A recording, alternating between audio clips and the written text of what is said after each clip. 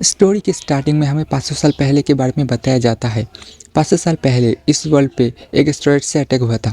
जो एस्टेरॉयड था वो इस धरती की तरफ तेज़ी से बढ़ रहा था और उसी एस्टेरॉयड की वजह से इस जगह पे एक अननोन सा पोर्टल ओपन हो गया, जिसके अंदर से काफ़ी सारी डार्क स्पिरिट इस वर्ल्ड पर आ गई और इस वर्ल्ड पर अटैक करने लगी और इन्होंने काफ़ी सारे इंसानों पर हमला कर दिया, जिस वजह से इंसानों का इस वर्ल्ड पर रहना बहुत ही ज़्यादा मुश्किल हो गया था, क्योंकि वो डार्क स्पिरिट इस वर्ल्ड पर किसी भी इंसानों को जिंदा रहने नहीं दे रही थी। इंसान काफ़ी ज़्यादा वीक थे, जिस वजह से इनका सामना नहीं कर सकते थे। सभी जगह हड़कंप मच गया, इंसान इधर उधर भागने लगे। लेकिन इस टाइम पर इंसानों ने भी कुछ ऑर्गेनाइजेशंस बनाई जो कि इन मॉन्स्टर्स को रोकने का काम करती थी और वो इन मॉन्स्टर्स का सामना करती थी ताकि वो इन मॉन्स्टर्स को रोक सके।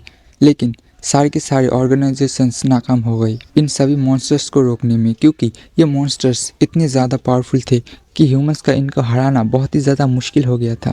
उस टाइम पे काफ़ी सारे ग्रुप बनने लगे जिनको कुछ बहुत ही ज़्यादा पावरफुल लोग लीड किया करते थे और इनके पास काफ़ी सारी हाई टेक्नोलॉजी थी और ये सभी मॉन्स्टर्स को हंट कर कर उन्हें पकड़ा करती थी, क्योंकि ये उन डार्क स्पिरिट्स के ऊपर रिसर्च किया करते थे, जिससे ये जानना चाहते थे कि ये डार्क स्पिरिट किस तरीके से फॉर्म हुई है और ये किस जगह से रिलेटेड है। और ये करते हुए उन्होंने एक दिन एक डार्क स्पिरिट को पकड़ लिया जो कि काफ़ी ज़्यादा स्ट्रॉन्ग था। उसके बाद इन्होंने जब उसके ऊपर रिसर्च करना स्टार्ट किया तो उसके बॉडी से एक अननोन से लिक्विड बाहर निकला, जो लिक्विड किसी भी इंसान को नुकसान नहीं पहुंचा सकता था। लेकिन अगर ये लिक्विड किसी भी मॉन्स्टर के बॉडी में डाल दिया जाए तो उस मॉन्स्टर का पावर काफ़ी ज़्यादा बढ़ जाती थी। स्टार्टिंग में इसका टेस्ट एक चूहे के ऊपर किया गया था जो कि काफ़ी ज़्यादा सक्सेसफुल हुआ, जिसके बाद सभी ह्यूमंस ने इस टेस्ट को आगे बढ़ाया। उन्होंने इस तरीके से काफ़ी सारे स्पिरिट मॉन्स्टर को काफ़ी ज़्यादा पावरफुल बना दिया और इनके साथ एक ह्यूमंस गार्डियन को अटैच कर दिया, जिस वजह से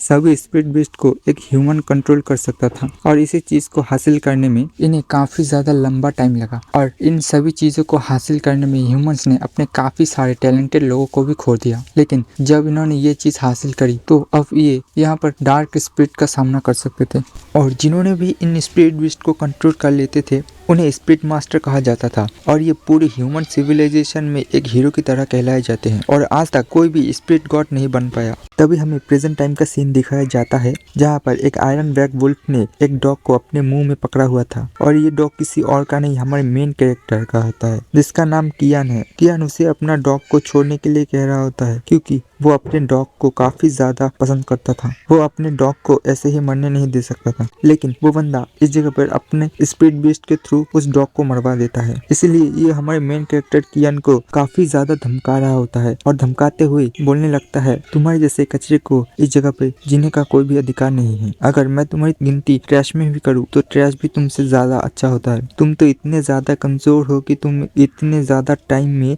एक स्पिरिट मास्टर भी नहीं बन सके। तभी जो उसके दोस्त होते हैं वो भी उसकी बेइज्जती करते हुए बोलने लगते हैं कि तुम एक बेकार इंसान नहीं हो, बल्कि तुम एक यूजलेस से भी ज्यादा यूजलेस हो, क्योंकि यहाँ पर तुम्हारा कोई भी यूज नहीं है। तभी जो हमारा मेन कैरेक्टर कियान होता है उससे कहने लगता है, मैं यहाँ तुम में से किसी को भी नहीं छोड़ूंगा, मैं तुम सबको मार डालूंगा। तभी वो लड़का होता है जिसका नाम झू होता है, वो उसके मुंह पर अपने पैर को रखते हुए बोलने लगता है, तुम्हें क्या लगता है तुम मुझे मार सकते हो? तुम जैसा कचरा अगर मुझे मारेगा तो मेरा क्या ही इज्जत रहेगी। लेकिन तुम गलत सोच रहे हो, अगर मैं चाहूँ तो यहीं पे तुम्हें मार सकता हूँ और शायद से मुझे ऐसा लगता है तुम आज यहाँ पे मरना चाहते हो। और वो तभी अपनी बिस्ट को बुलाने लगता है, जिससे वो उसके ऊपर अटैक करने के लिए कहता है, क्योंकि अब वो उसे मारना चाहता था। अब हमें यहाँ पर कियान को दिखाया जाता है जो कि काफ़ी ज़्यादा डर जाता है, क्योंकि अब वो यहाँ पे मरने वाला था। लेकिन उसी टाइम पर पीछे से एक आवाज़ आती है, उसे छोड़ दो, वो मेरा भाई है। अगर तुमने उससे कुछ भी करने की कोशिश करी तो तुम्हारे लिए ये बिल्कुल भी अच्छा नहीं होगा। और हमें पता चलता है ये कियान की सिस्टर है और कियान की सिस्टर बोलने लगती है, वो मेरा भाई है, तुम्हें अभी यहाँ पर वेट करना होगा। तुम्हें भी पता है तुम अभी इस टाइम पे उसे नहीं मार सकते हो, और अगर तुमने उसे मारने की कोशिश भी करी तो ये तुम्हारे लिए बिल्कुल भी अच्छा नहीं होगा। इस बारे में तुम अच्छी तरीके से जानते हो, क्योंकि जो कियान की सिस्टर है वो एक हाई लेवल की स्पिरिट मास्टर है, इसलिए कोई भी यहाँ पर उसे पंगा नहीं लेना चाहता। यहाँ पर ये लोग भी उसे कहने लगते हैं, ठीक है, अगर ये तुम्हारा भाई है और इस टाइम पर तुम इसे बचाना चाहते हो तो ठीक है, हम इसका कुछ भी नहीं बिगाड़ेंगे और तुम हमारे सीनियर हो इसलिए हम इस जगह से जा रहे हैं।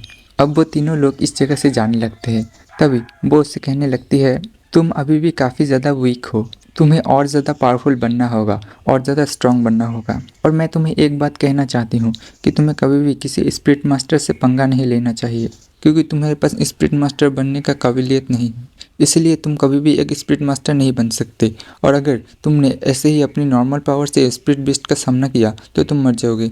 और गाइस, मैं यहाँ पे आपको बता दूं, जो हमारे मेन कैरेक्टर कियान है, उसके पेट का नाम 2005 है, जो कि शायद से उसे कंप्यूटर प्रोग्राम के थ्रू मिला है, जहाँ पर उसकी बहन उससे कहने लगती है, अब यहाँ पर तुम्हारा जो डॉग है वो मर चुका है, इसलिए अब तुम इसे छोड़ दो और मेरे साथ चलो, क्योंकि मॉम और डैड तुम्हारा वेट कर रहे हैं। वो तुमसे कुछ काम करवाना चाहते हैं। लेकिन हमारा मेन कैरेक्टर कोई भी रिप्लाई नहीं देता। उसकी बहन भी उसके लिए उदास होती है, लेकिन वो उससे ज्यादा अच्छा भी नहीं मानती थी, इसलिए वो उससे कहने लगती है, मैं यहाँ से जा रही हूँ, लेकिन मैं तुम्हें बता दूं, अगली बार तुमने किसी भी स्पिरिट मास्टर से पंगा लिया तो तुम्हें मैं भी नहीं बचा सकती हूँ। लेकिन दूसरी तरफ जो कियान होता है वो बस रोए जा रहा होता है, क्योंकि उसे अपने 2005 के मौत का काफी ज्यादा दुख होता है। और वो रोते हुए कहने लगता है कि एक 2005 ही था जो कि मेरे लाइफ में एक ऐसा शख्स था जो कि मुझे कभी ये फील नहीं करा था कि मैं एक कचरा हूँ, मैं एक बेकार इंसान हूँ, और उसके बाद भी वो हमेशा मेरे साथ था।